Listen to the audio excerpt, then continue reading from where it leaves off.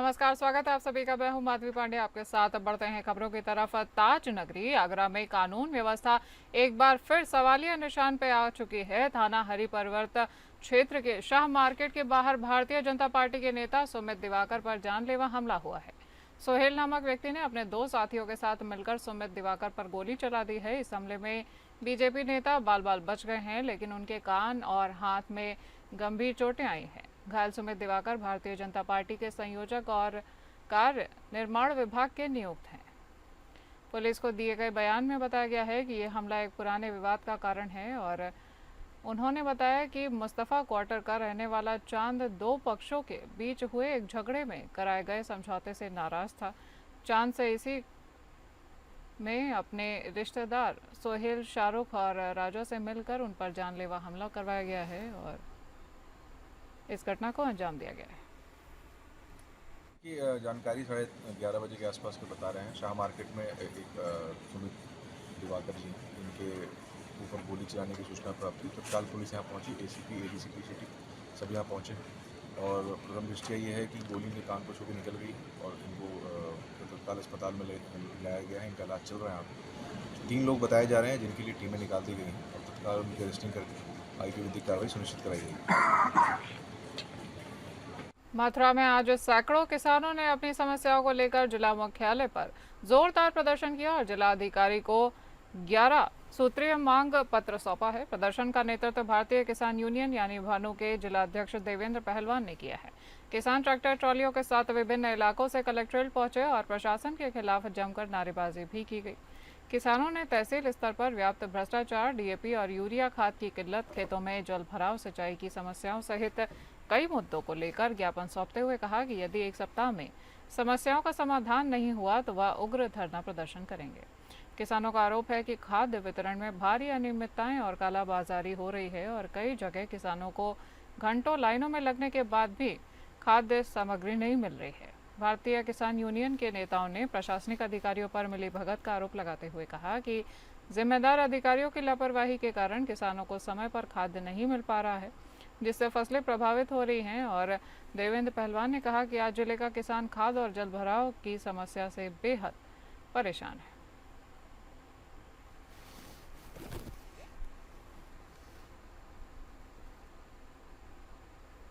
पीलीभीत में डीएम ने पिलगवा रोड ग्राम सचिवालय बिलगवा का औचक निरीक्षण किया है।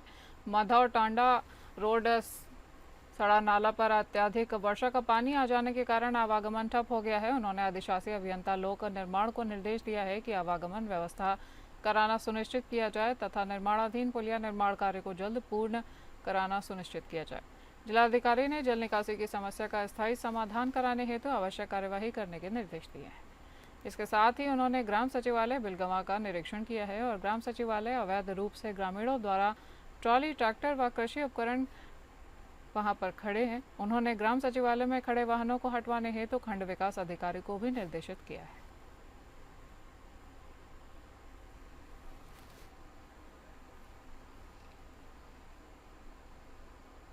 बहराइच जिले में हो रही रुक रुक कर बारिश की वजह से बहराइच जिले की 3 तहसीलों में बाढ़ जैसे हालात उत्पन्न हो गए हैं। नानपारा, मोतीपुर व महसी तहसील में नदी के किनारे बसे गांव में बाढ़ का पानी घुस चुका है, जिसकी वजह से लोगों का जनजीवन अस्त व्यस्त हो गया है।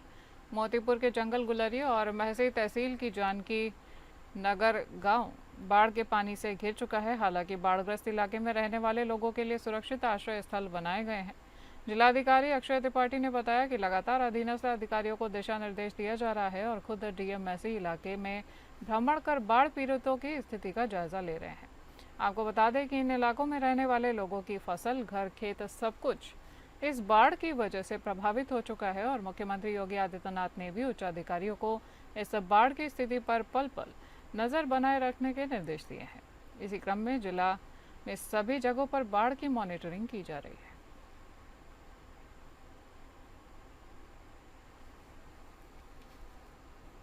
बात करेंगे हरदोई की। गैसई नदी का जलस्तर बढ़ने से पेहानी नगर और आसपास के इलाकों में बने एरिया बाढ़ग्रस्त हो चुके हैं। हालात ऐसे हैं कि खलिहान, बाजार, बैंक, स्कूल और गली मोहल्ले पूरी तरह से जलमग्न हो चुके हैं।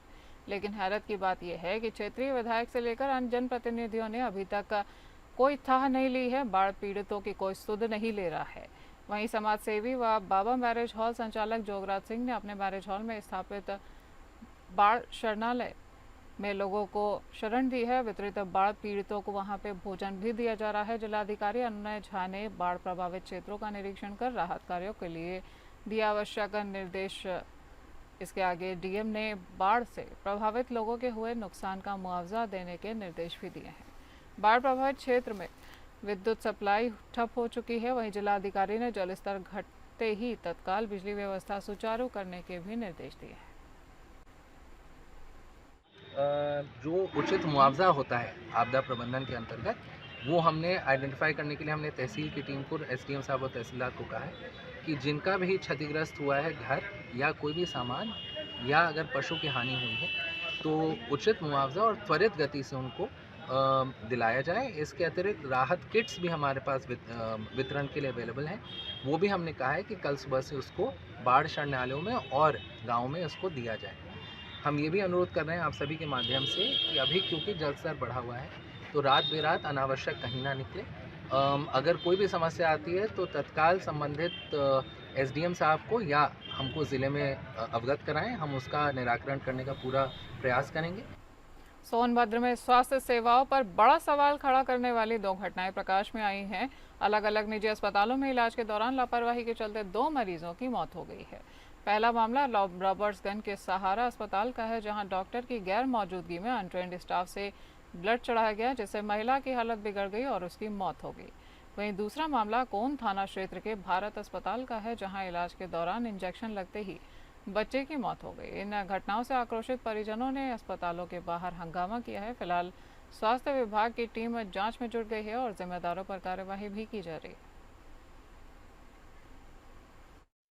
और उसकी समिति गठन हुआ, उसकी जो है जांच रिपोर्ट जो है हमारे पास आ चुकी है। जो एक की जांच रिपोर्ट जिलाधिकारी महोदय को चली गई है, दूसरी की भी जो है हमारे पास आ चुकी है। हाई कोर्ट में उन्होंने अपील दायर किया है अपने माफीनामा करने के लिए, तो उसके प्रति भी जो है हमने उसका इंस्ट्रक्शन जारी कर दे दिया। बाकी जो है, हाँ, आज की घटना जो है दुर्भाग्यपूर्ण घटना 2 हुई है। जो एक जो है हॉस्पिटल, जो रजिस्टर्ड हॉस्पिटल है, एक सीवियर एनीमिक महिला कोई मरीज है, उसका डेथ हुआ, लेकिन अभी हमारे पास जो है इसकी जो है लिखित रूप में कोई कंप्लेन नहीं है, लेकिन जानकारी मुझे है कि एनीमिक मरीज का डेथ हुआ है हॉस्पिटल में, जो रजिस्टर्ड हॉस्पिटल। एक घटना हुआ है जो कोन क्षेत्र में कोई भारत हॉस्पिटल जो है अनरजिस्टर्ड हॉस्पिटल था, वहाँ पर किसी बच्चे को जो है डेथ हुआ है। हमने नोडल को भेज दिया, उस हॉस्पिटल को तत्काल सीज करने के लिए एसडीएम को सूचना दिया, सीओ को भी सूचना दिया, तत्काल उस पर कार्रवाई हुई। उत्तर प्रदेश के जनपद अमरोहा के जिलाधिकारी के निर्देश पर रक्षाबंधन पर्व के दृष्टिगत आम जनमानस को सुरक्षित खाद्य एवं पेय पदार्थ उपलब्ध कराए जाने के लिए सहायक आयुक्त विनय कुमार के नेतृत्व में मुख्य खाद्य सुरक्षा अधिकारी अरविंद कुमार, राकेश कुमार, मनोज कुमार ने शहर के अलग अलग स्थान पर छापेमारी की है।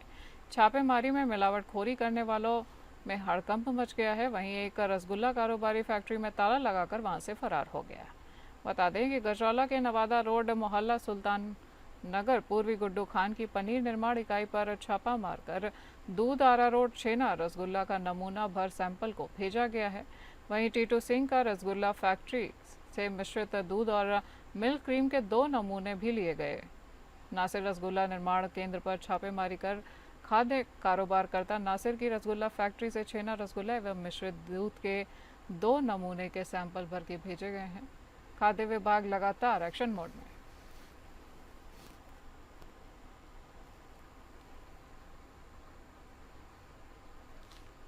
उत्तर प्रदेश के महोबा जिले में साइबर अपराधियों द्वारा सोशल मीडिया पर फर्जी आईडी बनाकर युवक युवतियों की आपत्तिजनक फोटो और वीडियो एडिट कर वायरल करने से परेशान पीड़िता और पीड़ित परिवारों ने जिलाधिकारी को शिकायती पत्र देकर मामले की जांच में कार्यवाही की मांग की है। मामला संज्ञान में आने के बाद पुलिस ने तहरीर के आधार पर साइबर थाने में अज्ञात के खिलाफ मुकदमा दर्ज कर मामले की गहनता से जाँच पड़ताल शुरू कर दी है। दरअसल मामला खरेला थाना क्षेत्र के एक गांव का है, जहां गांव के रहने वाले युवक और युवतियों की आपत्तिजनक फोटो और वीडियो एडिट कर सोशल मीडिया पर सार्वजनिक कर दी गई है और फर्जी आईडी बनाकर साइबर अपराधियों द्वारा ये वीडियो वायरल किए गए हैं। वीडियो वायरल से परेशान पीड़ित परिवारों ने जिलाधिकारी को शिकायती पत्र देकर मुकदमा दर्ज कर आरोपियों को गिरफ्तार करने की मांग की है।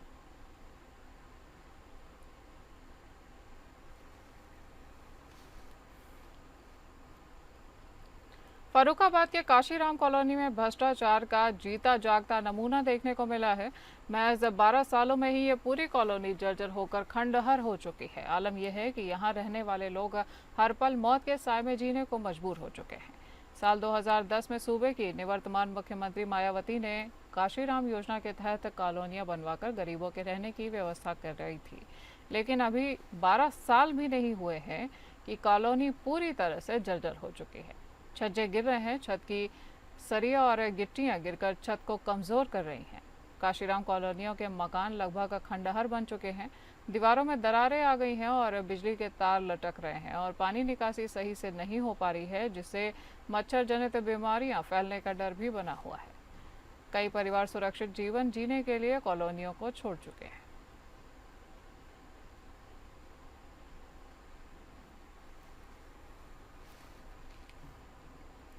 फर्रुखाबाद जिले में अधिवक्ताओं के बीच आपसी विवाद ने उग्र रूप ले लिया है। ऐसे में सीडब्ल्यूडी के 2 सदस्यों व अधिवक्ताओं के बीच मारपीट की घटना सामने आई है, जिसमें अधिवक्ता सोमेश द्विवेदी को गंभीर चोटें आई हैं। उन्हें लोहिया अस्पताल में भर्ती कराया गया है। सूत्रों के अनुसार सीडब्ल्यूडी के सदस्य रमाकांत शर्मा और सोमेश द्विवेदी के बीच किसी पुराने विवाद को लेकर एक बहस छिड़ गई थी। मामला इतना ज़्यादा बढ़ गया कि रमाकांत शर्मा ने गुस्से में आकर सोमेश द्विवेदी पर हमला कर दिया और हमले में घायल सोमेश को तत्काल जिला अस्पताल ले जाया गया, जहां उनकी हालत गंभीर बताई जा रही है। घटना की खबर मिलते ही लोहिया अस्पताल परिसर में अधिवक्ताओं की भारी भीड़ इकट्ठा हो गई और कई वकीलों ने इस घटना को दुर्भाग्यपूर्ण बताते हुए प्रशासन से हमलावर रमाकांत शर्मा के खिलाफ सख्त कार्यवाही की मांग की है।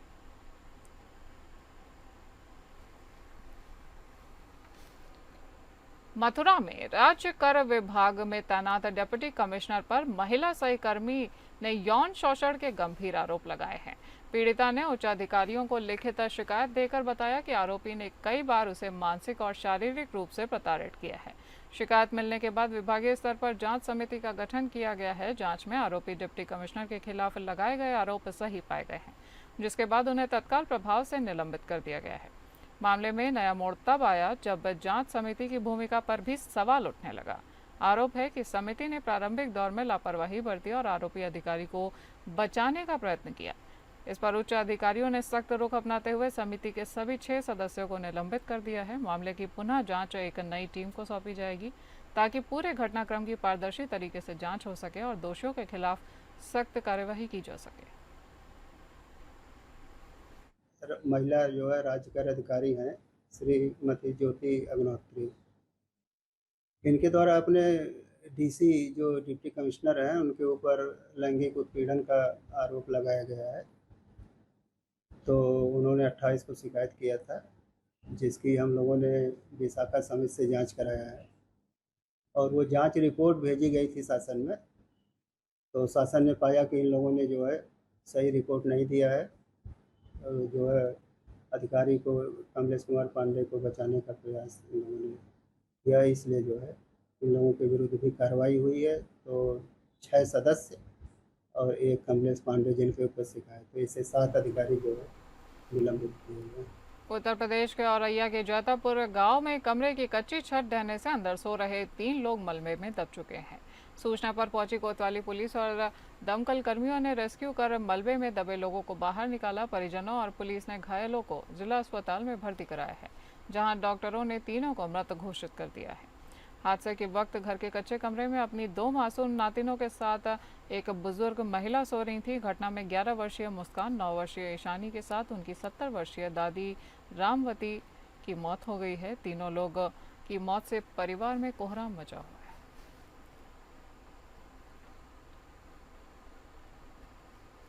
जनपद रामपुर में एक सीईओ पर जिला अस्पताल में तैनात वरिष्ठ चिकित्सा अधिकारी ने उनके अपने मकान पर कब्जा कराने का आरोप लगाया है और जिसकी सीसीटीवी फुटेज बड़ी तेजी से वायरल हो रही है। रामपुर के एमसीएमओ रह चुके डॉक्टर राजेश गंगवार की वर्तमान तैनाती रामपुर से जिला अस्पताल में वरिष्ठ चिकित्सा अधिकारी के पद पर है। वह मिलक थाना क्षेत्र के असादुल्ला पर के रहने वाले हैं और यहीं पर उनका एक मकान है। आरोप है कि इसी मकान को लेकर परिवार के 2 पक्षों में विवाद चल रहा था। वरिष्ठ चिकित्सा अधिकारी डॉक्टर राजेश गंगवार का आरोप है कि उनका ये प्रकरण कोर्ट में विचाराधीन है, लेकिन फिर भी सीईओ में दलबल के साथ मौके पर पहुंचे और जहां पर उन्होंने स्वयं ही मकान के एक हिस्से को लॉक कर दिया। सीओ की ये कार्यवाही मकान में लगे सीसीटीवी कैमरे में कैद हो चुकी है। पुरानी बस्ती थाना क्षेत्र के रहरवा गांव ने बीते 4 अगस्त को रिटायर्ड फौजी रामपति पांडे हत्याकांड का पुलिस ने खुलासा कर दिया है। हत्या में मृतक का नाबालिग पोता और उसका एक दोस्त शामिल थे।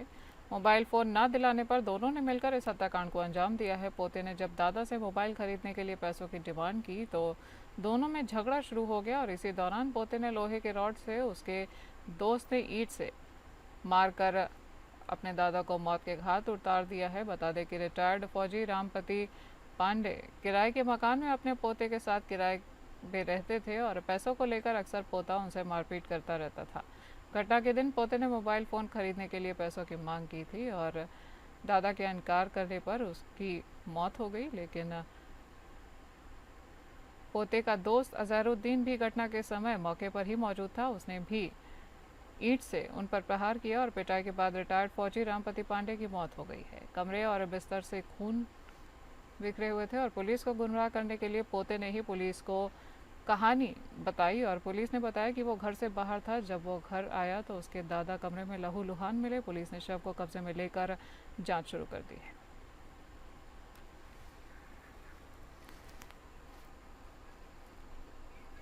बागपत में खेत में ईख बंधाई का काम कर रहे युवक की हाईटेंशन लाइन से चपेट से मौत हो चुकी है। युवक की मौत सूचना मिलने पर ग्रामीण पुलिस मौके पर पहुंची और पुलिस ने मृतक युवक के शव को कब्जे में लेकर पोस्टमार्टम के लिए भेज दिया है। वहीं ग्रामीणों ने बिजली विभाग के अधिकारियों पर लापरवाही का आरोप लगाकर मामले को उचित कार्यवाही की मांग करते हुए मृतक युवक के परिजनों को मुआवजे की मांग की है। दरअसल खेकड़ा गाँव के अब्दुलपुर में योगेश शर्मा के यहाँ सहारनपुर जिले के तीतरा गांव का रहने वाला रोहित मजदूरी का काम करता था। रोहित अब्दुलपुर गांव में किसान की ईख बंधाई का काम कर रहा था। रोहित जब देर रात तक घर वापस नहीं पहुंचा तो किसानों ने रोहित की तलाश शुरू कर दी। जैसे ही दर्जनों किसान योगेश शर्मा के खेत में पहुंचे तो रोहित ईख के खेत में किनारे मिला और रोहित की हाईटेंशन लाइन की चपेट में आने से मौत हो चुकी है।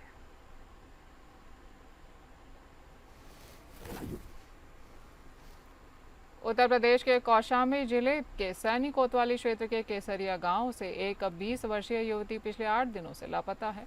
परिजनों ने कुछ लोगों पर संदेह जताते हुए सैनी थाने में तहरीर दी है, लेकिन पुलिस ने केवल गुमशुदगी की रिपोर्ट दर्ज कर मामले को ठंडे बस्ते में डाल दिया है। बता दें कि केसरिया गाँव की रहने वाली 20 साल की युवती रोशनी मौर्य 8 दिन से पहले अचानक घर से लापता हो गई और परिजनों ने शुरुआत में तलाश की, लेकिन जब कुछ पता नहीं चला तो उन्होंने सैनी थाने में तहरीर दी। तहरीर में कुछ लोगों पर लड़की को बहला फुसलाकर ले जाने का आरोप भी लगाया गया है। परिजनों का आरोप है कि पुलिस ने सिर्फ गुमशुदगी दर्ज कर खाना पूर्ति कर दी है। परेशान परिवार ने अधिकारियों से गुहार लगाई है। एसपी ने मामले की गंभीरता को देखते हुए सैनी थाना प्रभारी को तत्काल एफआईआर दर्ज कर आवश्यक कार्यवाही के निर्देश दिए हैं।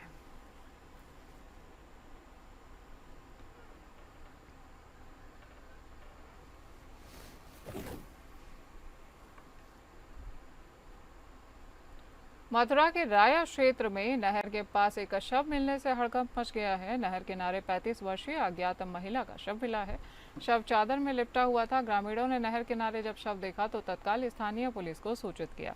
मौके पर पहुंची इलाका पुलिस द्वारा मृतका की पहचान की जा रही है। घटना की जानकारी फैलते ही मौके पर बड़ी संख्या में लोग एकत्रित हो गए हैं। थाना प्रभारी के अनुसार प्राथमिक जाँच में आशंका है कि महिला की हत्या कर शव को चादर में लपेटकर नहर के किनारे फेंका गया है।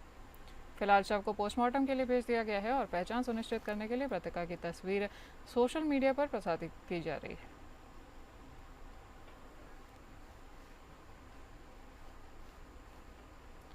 प्रतापगढ़ पुलिस ने अपराधियों की धरपकड़ के लिए लगातार अभियान चला रही है और पुलिस के साथ हुई मुठभेड़ में लूट चोरी की योजना बना रहे 2 शातिर अभियुक्तों को गिरफ्तार कर लिया गया है। मुठभेड़ में एक अंतर जनपदीय अभियुक्त के पैर में गोली लगी है व अन्य एक अभियुक्त मौके से गिरफ्तार किया गया है। घायल अंतर जनपदीय अभियुक्त उपचार के लिए अस्पताल ले जाया गया है। अभियुक्तों के कब्जे से 2 तमंचे, खोखा, कारतूस बरामद किए गए हैं। वहीं अभियुक्तों पर जनपद प्रतापगढ़, सुल्तानपुर, चित्रकूट में लूट, चोरी, हत्या का प्रयास और गैंगस्टर आर्म्स एक्ट जैसे आधा दर्जन अभियुक्त पंजीकृत हैं।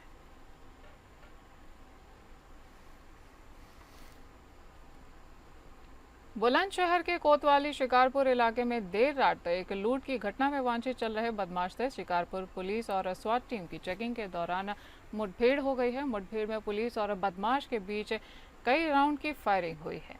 बदमाश के पैर में गोली लगने से बदमाश घायल हो चुका है और घायल बदमाश को इलाज के लिए अस्पताल ले जाया गया है। वहीं एसपी देहात डॉक्टर तेजवीर सिंह ने बताया कि घायल बदमाश की पहचान नावेद निवासी शिकारपुर के रूप में की गई है। नावेद ने अभी 4 अगस्त को ही शिकारपुर में एक लूट की घटना को अंजाम दिया था। शिकारपुर पुलिस ने नावेद के कब्जे से 2,11,000 रुपये और एक अवैध तमंचा, जिंदा व खोखा कारतूस और एक आधार कार्ड भी बरामद किया है।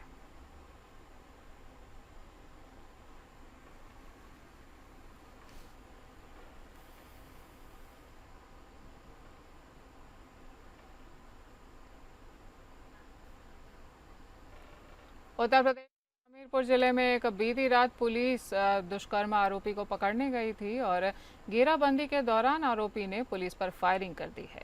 जवाबी कार्यवाही ने पुलिस ने आरोपी के ऊपर फायर कर उसे गिरफ्तार कर लिया है। पुलिस की गोली लगने से घायल आरोपी को पुलिस इलाज के लिए अस्पताल लेकर पहुंची है, जहां पर प्राथमिक उपचार के बाद उसको जेल भेज दिया गया है।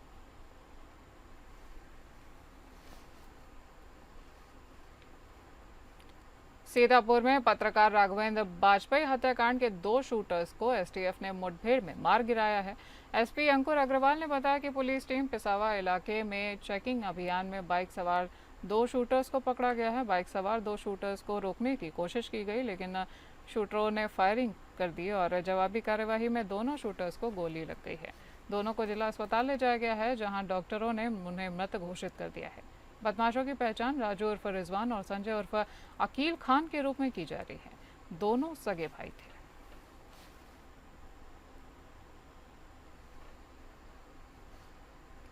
उत्तर प्रदेश के शाहजहांपुर में ट्रक में गोवंश के अवशेष होने से शक में कांवड़ियों ने ड्राइवर की पिटाई के बाद ट्रक में आग लगा दी है। आग लगाने से ट्रक जलकर खाक हो चुका है। खास बात यह है कि ये पूरी घटना पुलिस की मौजूदगी में की गई है। फिलहाल पुलिस ने ट्रक ड्राइवर को हिरासत में ले लिया है। ट्रक में आग लगाने और ड्राइवर की पिटाई का वीडियो भी सामने आया है। घटना थाना कलान क्षेत्र के पटना देवकली क्षेत्र की है, जहां शाहजहांपुर बदायूं मार्ग पर कांवड़िया गुजर रहे थे और इसी बीच ट्रक से बदबू आने पर कांवड़ियों ने ट्रक को रोक लिया है और ट्रक में पशुओं की खाल भरी हुई थी। कांवड़ियों को शक था कि ये गोवंश के अवशेष हैं, जिसके बाद कांवड़ियों ने ट्रक ड्राइवर को जमकर पीटा और ट्रक में आग लगा दी। इस बुलेटिन में इतना ही। नमस्कार।